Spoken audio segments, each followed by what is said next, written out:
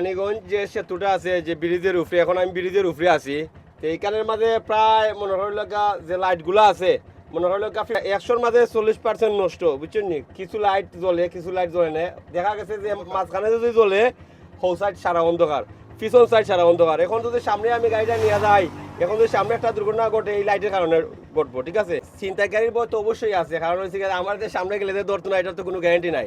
আর এখানে যদি লাইটিংটা থাকে, সব লাইট যদি একুরেট থাকে, তাহলে এটা তো কি বাঁচার উপায় আছে? যেমন মানুষের চৌকো পড়বো লাইট জ্বলের, বা ছিনতাইকারীও সাবধান হয়ে দিব, এখানে তো কিছু করি একটা প্রবলেম হইব। এখানে তো প্রায় 2টা দুর্ঘটনা ঘটছে।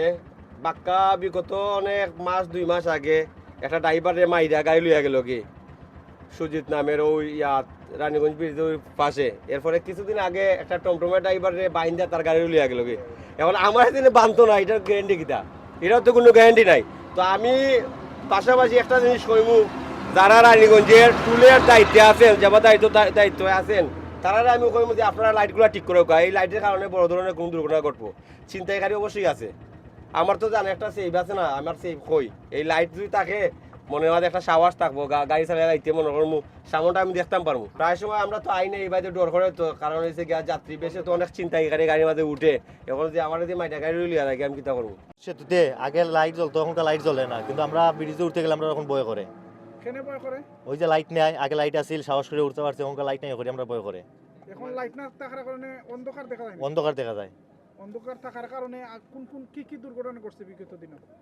অন্ধকার থাকার কারণে মনে করো মাঝখানে একজনে গোলা কাইটা ফেলাই গেছে ব্রিজের উপরে, আর মাঝখানে শিশু বাচ্চা একটা নদী ফেলানো হয়েছে, আমরা গাঙ্গের পাড়ও পাইছি। পরের দিন সকালে আমরা গাঙ্গের পাড়ও পাইছি।